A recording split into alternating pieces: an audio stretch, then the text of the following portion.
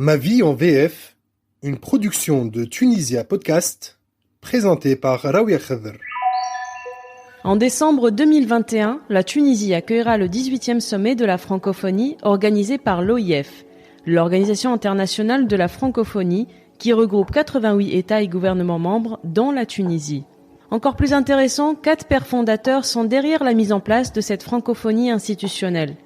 Léopold Sédar Senghor, Amani Diori, Prince Norodom Sihanouk et Habib Bourguiba. Ce podcast est l'occasion pour nous de faire un focus sur une langue qui réunit à ce jour plus de 300 millions de citoyens dans le monde et de nous poser les bonnes questions quant à l'évolution du rapport du tunisien à la langue française. Artistes, entrepreneurs, sportifs, journalistes, économistes et bien d'autres personnalités publiques ont accepté de nous livrer, à travers leur vécu et leurs témoignages, la vision qui porte sur la francophonie d'aujourd'hui. Bonjour et bienvenue sur Ma vie en VF.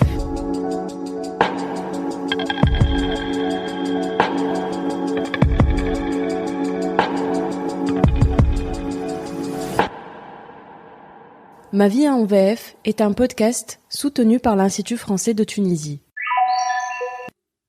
C'est bon. C'est un micro unidirectionnel, donc ما بيك ديما ما تحركوش ولا ما تحركش راسك. Bon, on y va. Dhieb Bousselmi est chercheur en droit et en études de genre, écrivain et traducteur, mais aussi journaliste et chroniqueur à ses heures perdues. Ce passionné de littérature et de langue lisait déjà du Gebran Khalil Gebran et du Mikhail Nouaimi à l'école primaire. Autant dire que les mots et les sonorités ont toujours fait partie de sa vie. Plus tard, il ne cessera de faire des essais et des expériences de va-et-vient entre les langues et les dialectes. Son projet le plus original, traduire des œuvres littéraires mondialement connues en dialecte tunisien. À son actif déjà, les traductions de l'étranger d'Albert Camus, Le Petit Prince d'Antoine de Saint-Exupéry, une conférence de Deleuze ou encore les mémoires du poète Aboul Qasim Chebi.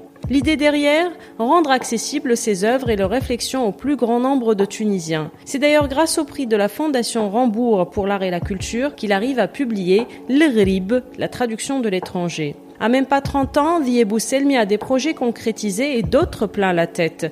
Multitask, ce jeune de la génération Z opère sur plusieurs fronts. Droit, journalisme, littérature et traduction. Qu'est-ce qui l'a motivé? Comment cette graine de la passion pour l'œuvre et ce qui se cache derrière l'œuvre a été planté? Que faut-il avoir dans son sac pour savoir apprécier à leur juste valeur langue et dialecte sans distinction aucune? On se pose au bureau par une journée caniculaire et je lui pose toutes ces questions, notamment celles qui concernent son enfance à Bousselm et son apprentissage de la langue française. Mon premier contact avec la langue française, c'était à la maison, c'était pas à l'école. C'était à l'âge de 4-5 ans. J'ai trouvé une bibliothèque à la maison, c'était la bibliothèque de mon père. Il était extrêmement politisé, il lisait tout le temps, il bouquinait tout le temps puisqu'il était un ancien militant de l'EGET. Ouais. Donc j'ai trouvé une bibliothèque bilingue. Donc il y a des livres en français, il y a des livres en arabe. Et à l'âge de 4-5 ans, j'étais vraiment patient de la lecture, mais des bandes dessinées surtout. À l'âge de 4-5 ans, des bandes dessinées, des petites histoires aussi en arabe. Mais j'ai découvert les œuvres complètes de Robert Ludlum chez mon père et les œuvres complètes de Max Gallo. C'était de gros bouquins et j'ai commencé à feuilleter les livres. J'ai découvert la photo d'un gros monsieur avec sa canne et après j'ai découvert que c'était le Charles de Gaulle. Et j'ai demandé à mon père, je lui ai demandé comment je peux accéder à ces histoires parce que je me souviens très bien de l'histoire de Robert Ludlum. Le premier roman que j'ai lu, c'était L'Héritage Scarlatti. En fait, Robert Ludlum, c'est un écrivain américain. Et il a publié L'Héritage Scarlatti début des années 70 et 10 ans après le roman a été traduit en français. Donc et mon père, il était vraiment passionné de Robert Ludlum, il avait les œuvres complètes. Et il a atterri chez vous donc. Oui. Tous les bouquins ont atterri chez vous. Oui, donc j'ai commencé à apprendre la langue française à la maison pour accéder à ce monde réservé aux adultes. Puisque mon père, il m'expliquait, il me disait que les romans de Robert Ludlum et les biographies de Max Gallo, ce sont pour les adultes. Et j'ai commencé à apprendre la langue française à la maison avec mon père et avec ma mère. Donc c'est eux qui vous ont appris les lettres, qui t'ont appris les lettres. Oui, à l'âge de 4-5 ans, déjà, c'est avant l'école, 2 ans. Donc, à l'âge de 6 ans, on commence l'école primaire. Donc, j'ai commencé à apprendre le français à l'âge de 4 ans, à l'âge de 4-5 ans. Donc, avec mon père, c'était des cours particuliers. Après après le jardin d'enfants. Après le jardin d'enfants, et j'étais aussi au COTEB. Oui. Donc, je faisais le double parcours. Donc, tu as appris très tôt l'arabe et le français. Parce L'arabe, que le COTEB, c'était aussi, c'est l'arabe. C'est l'arabe. Oui, Ouais. le COTEB, c'est exclusivement le Coran. Donc, c'était l'arabe. Mais c'était des cours particuliers avec mes parents, un rendez-vous au quotidien, après le jardin d'enfants, après le COTEB. C'était un rendez-vous avec mes parents pour apprendre les lettres. Oui. Et petit à petit, j'ai commencé à lire les bandes dessinées. Oui. J'ai eu quelques difficultés, franchement, mais Oui. après, j'ai déchiffré petit à petit la langue et j'ai essayé d'apprendre. Et j'ai commencé aussi avec les petites histoires en français.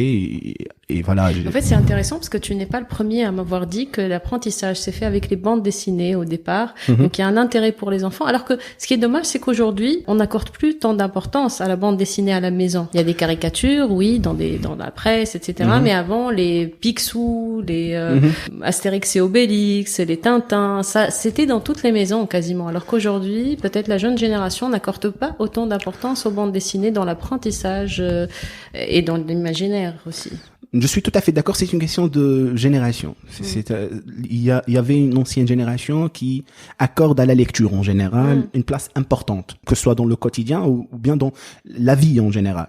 Aujourd'hui, la jeune génération, les parents, il y a aussi, moi j'ai grandi au début des années 2000, donc les natifs fin des années 90, il n'y avait pas des smartphones, il n'y avait pas Internet. Ça c'était Internet, c'était vraiment exclusivement pour les classes les classes moyennes, on Ou dit. dans le Publinet. Ou dans le Publinet. Donc on n'avait pas les smartphones et les PC comme aujourd'hui. Donc la nouvelle génération aussi, je comprends leur désintérêt de la lecture parce que il y a Internet, il y a Facebook, il y a les réseaux sociaux. Attractive. Pour eux, oui. Malheureusement, je le dis, oui. Moi, je vois donc des gamins qui préfèrent acheter un smartphone et jouer aux jeux vidéo que de lire une bande dessinée. Alors que pour moi, c'était vraiment, je vais te raconter une anecdote. Mon père m'offrait des bandes dessinées quand j'ai eu de bonnes notes, par exemple, en arabe.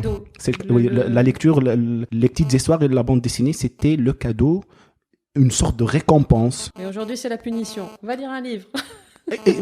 Oui, c'est le paradoxe aujourd'hui dans notre société. Moi aussi, si on peut parler de l'État aussi, c'est toute une génération aujourd'hui qui considère que la lecture est une chose secondaire, alors qu'on apprenait, que ce soit chez nos parents ou à l'école aussi, que c'est une chose qu'on peut la pratiquer au quotidien. Et c'est ça qui manque aujourd'hui. Oui. Donc, pour revenir, 2 ans avant l'école, tu as appris les lettres, à lire un petit peu, quelques petites histoires simples. Et ensuite, donc, à l'école primaire du ministère, comme on dit chez nous, l'école étatique, la rencontre avec le français académique, c'était en 3e année primaire. Tu étais quel genre d'élève? Brillant? Oui, franchement, oui. Voilà, c'est dit. Franchement, oui. Mais, un peu agité, mais j'étais vraiment brillant. Et la rencontre avec la langue française à l'école publique, c'était grâce à une institutrice. Je lui ai dédié ma traduction du Petit Prince, qui est Amel Felchichi, qui était vraiment passionnée. Et c'est aujourd'hui, moi, je ne sais pas, mais on a vraiment besoin de ce genre d'institutrices et d'instituteurs aujourd'hui. Elle nous proposait des livres. Par exemple, j'ai découvert Le Petit Prince à l'âge de 8 ans avec Madame Amel Ferchichi quand j'ai commencé à apprendre le français à l'école. Et donc aujourd'hui, c'est ça qui manque. Moi, j'ai l'impression qu'on a vraiment perdu ce genre de charme dans les écoles publiques. Donc le prof ou l'instituteur qui est vraiment celui qui te donne, qui te passionne, qui te fait passionner pour quelque chose.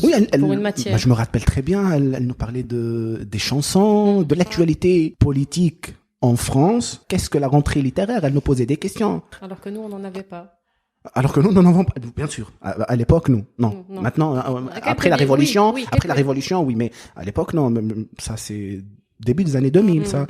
Mais après, moi, ça m'a marqué, franchement. Je lui ai dédié ma traduction du Petit Prince. Donc tu es resté, tu t'es passionné, j'imagine, par la langue française, soit par les parents au début, mais aussi en ayant des instituteurs qui étaient passionnés eux-mêmes, j'imagine, par leur travail, mais aussi par la langue. Donc ça, et pendant tout ce temps-là, comment tu as nourri ton rapport aux langues, bon, plus tard l'anglais, j'imagine, ton rapport et à la langue plutôt arabe littéraire, plus tard le dialecte, on y viendra. Et comment tu l'as nourri? Est-ce que c'était que de la lecture? Est-ce que c'était de la pratique? Est-ce que tu avais avec qui pratiquer cette langue? C'était comment? Franchement, c'était grâce à la lecture, mais aussi grâce à la dictée. Ah, Bernard Pivot, si tu nous écoutes.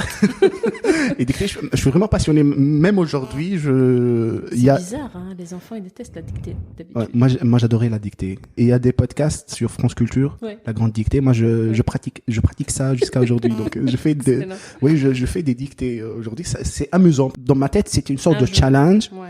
Mais après, c'était vraiment amusant. Donc, ça a commencé avec la lecture, mais aussi la dictée.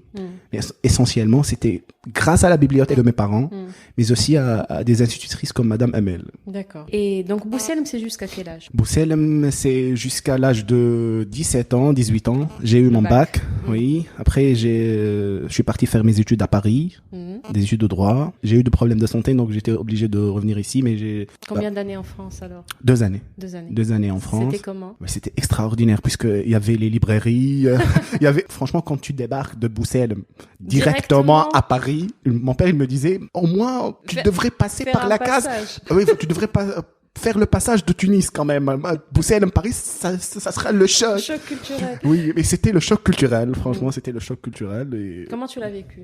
Bon, je faisais des études de droit, donc j'avais pas le temps pour vraiment m'épanouir à Paris, pour vraiment découvrir Paris, mais j'avais un rendez-vous quotidien avec les librairies. Donc, tu allais tous les jours flâner? Oui.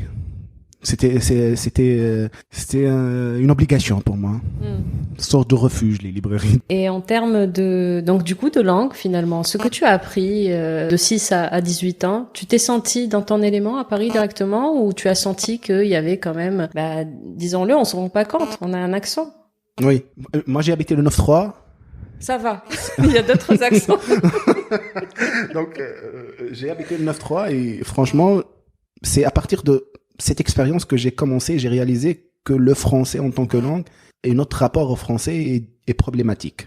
Je voyais des gens qui ont passé toute leur vie en France, ils parlaient leur langue, ils ne parlent pas le français. Donc, c'est à partir de ce moment-là que j'ai commencé à lire des essais sur la langue et l'identité. Je me demandais pourquoi ces gens-là, ils habitent en France, mais ils parlent pas le français. Quand tu dis ils parlent leur langue, c'est quoi? C'est-à-dire avec le ils parlent l'arabe, puisque c'était majoritairement des Maghrébins, mais aussi il y avait les dialectes de l'Afrique subsaharienne.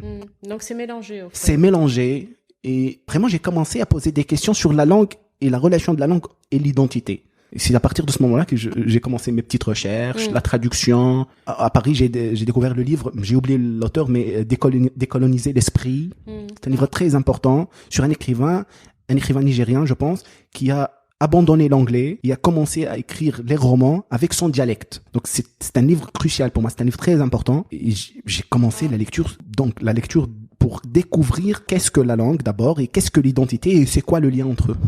Donc au fait, alors j'ouvre la petite parenthèse par rapport à ces gens-là qui parlaient leur français à eux, pas le français académique. Oui. Donc quelque part, je pose la question, peut-être que tu as eu le temps de poser cette question, est-ce que c'est une manière de s'affirmer qu'ils parlent comme ça, ou est-ce que, parce qu'ils n'ont pas accès au français classique, donc ils sont un peu stigmatisés, est-ce que c'est un mélange des deux, ou est-ce que c'est je sais pas, dans un processus d'installer ces mots-là dans le français. Moi, je pense que Emmanuel Todd est la référence. Emmanuel Todd l'a très bien expliqué. C'est une question ce sont des classes populaires. Généralement, ils sont issus des classes populaires.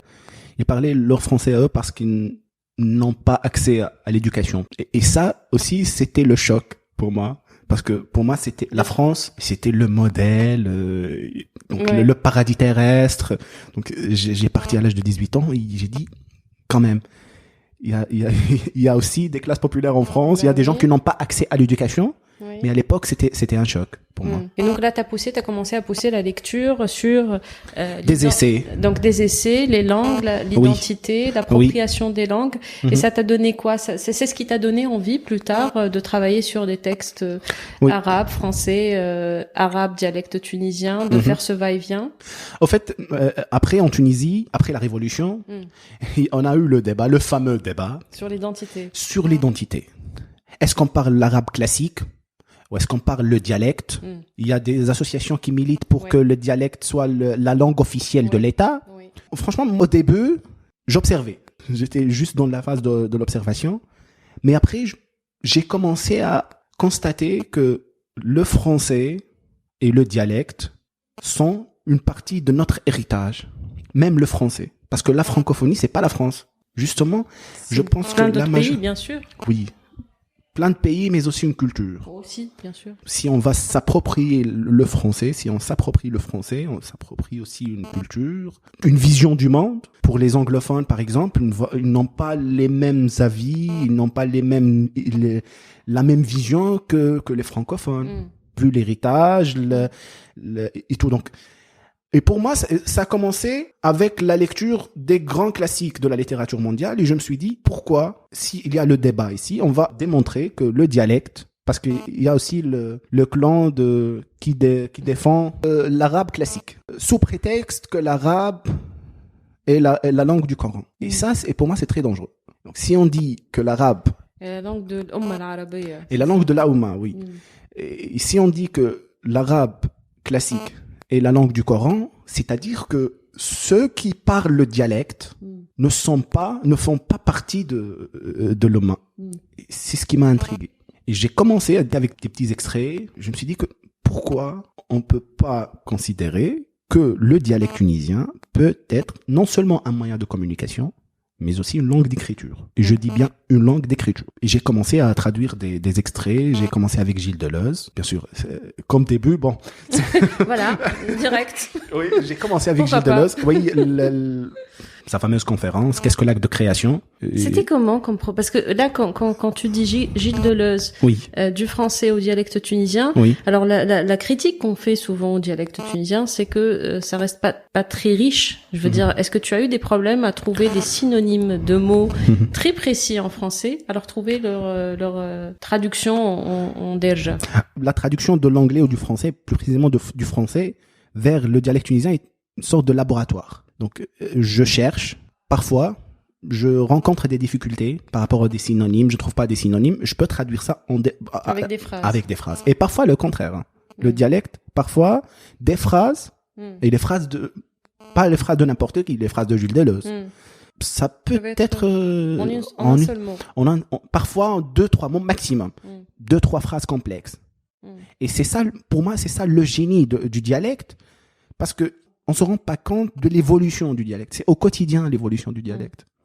Pas comme la langue arabe. Et je vais revenir à l'arabe et la langue du Coran. C'est problématique parce que quand on parle de l'idéologie arabe, on est dans le sacré. Et ça, je l'ai constaté après aussi quand j'ai traduit ou j'ai écrit en dialecte tunisien, parce que c'est pas de la traduction. J'ai écrit encore une fois les mémoires de Cheb en dialecte tunisien. Il y a ceux qui ont considéré que c'est du blasphème parce que l'arabe classique, c'est notre langue, c'est notre identité. Et moi, quand j'écris les mémoires d'un poète célèbre comme Chebi, j'ai attaqué la personne et j'ai attaqué l'héritage de Chebi. Donc c'est du blasphème pour eux. Ce qui n'a rien à voir, je suis désolée. Oui, bien sûr. Mais ça, pour te dire, c'est une partie de l'élite, ça. Moi, j'ai eu des débats dans des radios et dans des télés. J'étais face à des gens des docteurs en littérature, des journalistes parfois, qui considèrent que le dialecte tunisien n'est pas une langue pour la littérature ou qui ne s'élève pas au rang de littérature. C'est une langue, à la limite pour eux, c'est une langue de rue. C'est une langue de la rue, pour la rue. Ce n'est pas une langue à développer dans des conférences ou même sur les antennes de la radio, ils sont contre. C'est une vraie problématique. Je me suis dit que non, on peut vraiment traduire. Et j'ai traduit l'étranger. Et la preuve que, après, peut-être on va en parler, la question de la langue et les classes sociales. On parlait en off aussi de ça, on a parlé de ça. L'étranger d'Albert Camus, je me rappelle très bien, j'ai dit à Majd Mastoura, on discutait autour de la littérature et l'écriture et tout. Je lui ai dit que je vais traduire L'étranger d'Albert Camus. Alors là, pour lui, c'était le choc. Parce que on n'est pas habitué, même mettre dans une seule phrase, dialecte tunisien, traduction, et un écrivain, Camus, Saint-Exupéry, Bataille, ça sonnait mal pour eux. On peut pas traduire une œuvre en dialecte tunisien. Et ça, je l'ai fait. Et j'ai prouvé le contraire. Et ça a marché. Ça marchait, oui, ça marchait très bien. Moi, j'ai lu, il y a 2-3 mois, un article de Wafiq Al-Masri, qui est une enseignante universitaire égyptienne, spécialiste de la littérature arabe moderne, qui était en visite à Tunis, et a acheté la traduction, et a écrit tout un article dans Hibr. Donc, ça m'a fait plaisir. C'est la preuve, encore une fois, que le dialecte peut être une langue pour la littérature et pour l'écriture, non seulement un moyen de communication. Et on va peut-être aussi parler après du français, justement, comme le français de la rue, le français courant, oui. Qui peut lui aussi, en tout cas c'est en cours, hein, il y a plein de livres aujourd'hui qui sont écrits par des jeunes de la rue, et oui. Qui est écrit dans le français de la rue, parlé oui. De tous les jours, et c'est des livres qui sont primés, c'est des livres qui sont vendus. Je dis ça comme ça, mais j'ai en tête Kif Kif Demain de Faiza Gen, je crois. Il y a plein de livres de ce genre. Donc, il y a La Sainte Touche, dernièrement. J'ai oublié le nom de l'auteur, mais je lui ai envoyé un message, il m'a répondu. Oui. Donc il a écrit un roman, c'est un épicier en France, et ça cartonne aujourd'hui en France. Ça cartonne La Sainte Touche, oui. Oui. Alors, une autre question par rapport à la traduction. Quand on traduit du Camus ou du Saint-Exupéry, c'est qui la cible finalement? Tu t'adresses à qui? Tous les Tunisiens qui parlent au quotidien le dialecte tunisien. C'est leur langue, leur identité. Donc, et en termes de réflexion, de philosophie? En termes de réflexion, moi je pense que... Parce qu'aussi il faut être prêt et ouvert. Oui. Alors, pour moi le français, c'est... Aujourd'hui, malheureusement je le dis, mais le français, c'est en relation avec la colonisation dans les esprits des jeunes, surtout avec le discours véhiculé par certains politiciens. Le français... c'est le synonyme de la colonisation. Alors, pour ma part, je ne dis pas que j'ai déchiré la page, comme disait Hawari Boumediene à l'ONU, le fameux discours, mais pour ma part, j'ai pas déchiré la page, mais je l'ai juste tournée. Oui. Comme il a très bien expliqué Hawari Boumediene. Donc, pour moi, ça fait partie de notre culture et de notre héritage. Quand même, on parle... Dès 1881, la France a colonisé la Tunisie, et le français, il existe en Tunisie depuis des centaines d'années. Donc, on peut pas nier que ça fait partie de notre héritage. La traduction en dialecte tunisien, c'est pour tous les Tunisiens qui parlent le dialecte tunisien. Et qui veulent avoir accès à une autre culture, voilà. Une réflexion. Je pense que le français aujourd'hui, c'est un signe de démarquage, une sorte de démarquage d'une classe sociale et une appartenance à une autre. On parle le français. Moi, je fréquente des bars. Comment on est arrivé là, justement? Moi, c'est la question que je me pose, parce que le français... que c'est... ça, c'est... mais quand même, toi, tu as appris le français à Bousselem, dans les quartiers, même les plus défavorisés sur Tunis, on a accès au même programme, je veux dire. Qu'est-ce qui fait qu'aujourd'hui, ça soit un signe, c'est devenu un signe de démarcation sociale? Ça, c'est un grand débat. Ça, on a le même cursus. Oui, mais aujourd'hui, il devrait y être une vision de l'État. On ne parle pas d'une vision de l'État. Aujourd'hui, malheureusement, il y a des défaillances dans tous les domaines, malheureusement, et entre autres, le système éducatif tunisien. Est-ce qu'on a vraiment réformé notre système éducatif? Même pas réformé. Est-ce qu'on a entretenu notre système éducatif? Non. C'est ça. Parce qu'à l'époque, nous, on n'avait pas de démarcation. C'est-à-dire qu'on apprenait le français comme une seconde langue. Oui, et ça va, c'est automatique. C'est automatique. Donc, tu peux trouver le fils d'un médecin qui parle très bien le français, et le fils d'un ouvrier qui parle très bien le français. Voilà. Donc, aujourd'hui, ce n'est pas le cas. Franchement, ce n'est pas le cas. Bon, c'est des politiques néolibérales, malheureusement, qui ont massacré le système éducatif tunisien, et on a aujourd'hui... Si les parents ont les moyens pour envoyer leurs enfants dans des systèmes privés, sinon l'enfant est perdu. Ça, je le dis malheureusement, je le dis avec beaucoup de peine, mais c'est la réalité en Tunisie aujourd'hui. C'est l'absence de vision de l'État, des politiques néolibérales. Et qui est nourri par ce discours Oui, qui est nourri par... Bien sûr, ça va de soi, bien sûr. Et je pense qu'on a perdu vraiment 10 ans. Les acquis de 50, vraiment 50 ans. Moi, je vois mon père. On les a perdus en 10 ans. Ouais, on a fait le record quand même. On les a perdus en 10 ans. Moi, quand je vois mon père, issu d'une famille pauvre, très pauvre même, qui parle le français très bien et qui bouquinait en français, qui a fait des études aussi en France. Je pose la question aujourd'hui, est-ce qu'un enfant des milieux défavorisés de Boussel, comme mon père, aujourd'hui, en 2021, est-ce qu'il aura l'occasion de faire ses études en France? La réponse est non. Parce que déjà, tout le cursus avant, c'est-à-dire le système primaire, secondaire, va le stigmatiser, donc il ne pourra pas partir. Oui, tout en sachant que les classes moyennes, aujourd'hui, ils n'ont pas un capital culturel à passer à leurs enfants.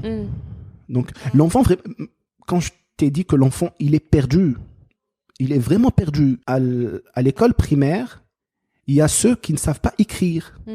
Oui, oui. Et c'est grave. Il a passé 6 ans sur la terre, sur les bancs de l'école, il ne sait pas écrire. Et ça, moi je pense que c'est une question de volonté politique.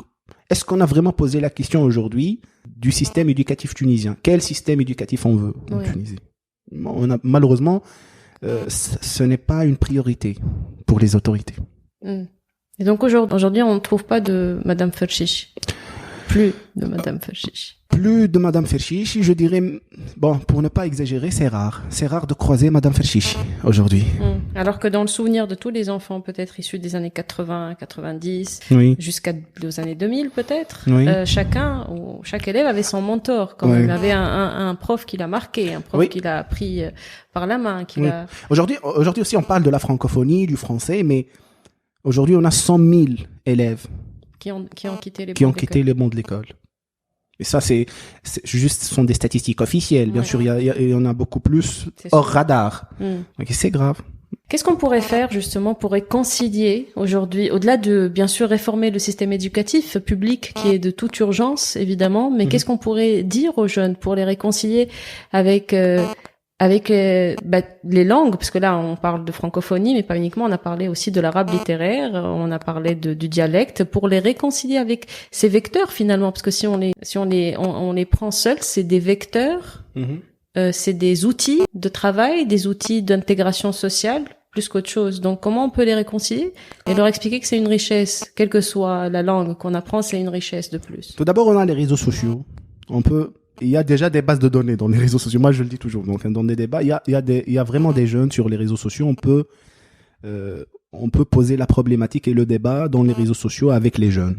Les jeunes qui passent leur temps à feuilleter les pages sur Facebook, connectés. Donc, pourquoi pas aussi les médias, non seulement les médias alternatifs, mais aussi les médias officiels comme le Wataniya, par exemple.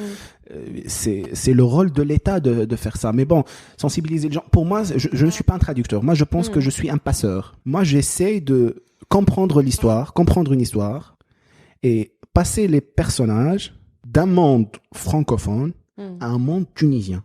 Je raconte la vie de Meursault. Un Meursault, c'est un Meursault tunisien. Est-ce que c'est arrivé que un lecteur lise des textes traduits en tunisien et qu'il ait ensuite envie de lire la version française? Tout le temps. Moi, j'ai eu la chance de participer à des conférences, à des séances de dédicaces. Et la majorité des jeunes, à 15, 30 ans, il y a ceux qui ont découvert l'étranger de Camus grâce à ma traduction et grâce à la polémique de la traduction en dialecte tunisien. Donc, ils ne savaient pas l'existence même du livre et de l'écrivain. Même du livre. Oui.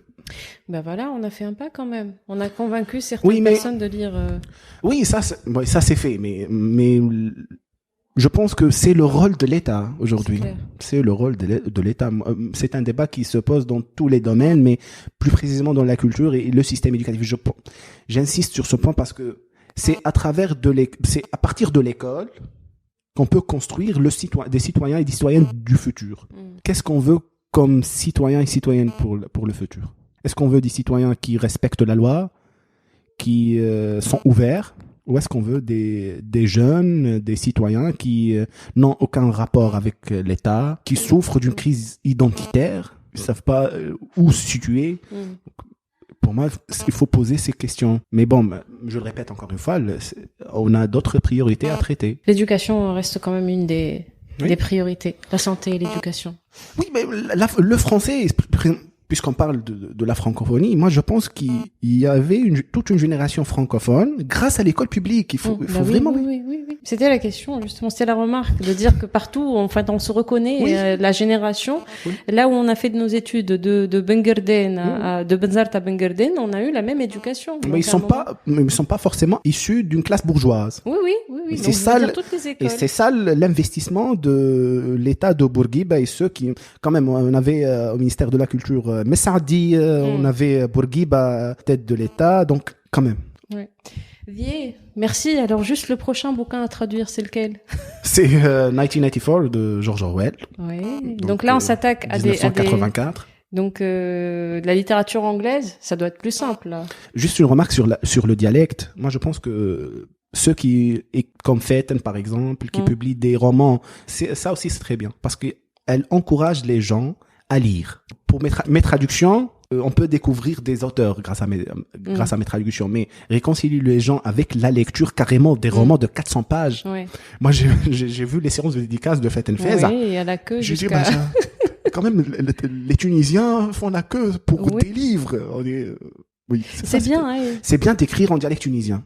Il y a aussi Tawfiq Ben Brik. C'est une bonne façon de réconcilier, comme tu dis, le tunisien avec la lecture, qui ensuite le poussera à lire en arabe ou en français ou en anglais ou peu importe la langue qu'il maîtrise. Oui. L'important c'est d'avoir ce réflexe parce que finalement c'est un réflexe qu'on acquiert et qui quand on le fait souvent, on devient addict. Donc c'est un effort. Moi je salue les efforts. Moi je salue les efforts des écrivains qui traduit en dialecte tunisien, mais ça ne peut pas remplacer le rôle de l'État. Ouais. Bon, alors voilà, on revient toujours à la même réflexion. C'est avec cette réflexion qu'on termine. Vier, merci. Donc vraiment, une politique de l'État, ça devient urgent pour remettre justement les pendules à l'heure côté éducation, surtout publique. Et qu'est-ce qu'on veut pour nos futurs citoyens tunisiens. Merci beaucoup, Vier. Merci. Nous espérons que vous avez aimé cet épisode du podcast Ma vie en VF. Vous pouvez nous écouter sur Spotify, Google Podcast, Apple Podcast et YouTube. Et pour ne rater aucun épisode, il suffit de vous abonner à l'une de ces plateformes de diffusion ou nous suivre sur les réseaux sociaux Facebook et Instagram sous le nom de Ma vie en VF.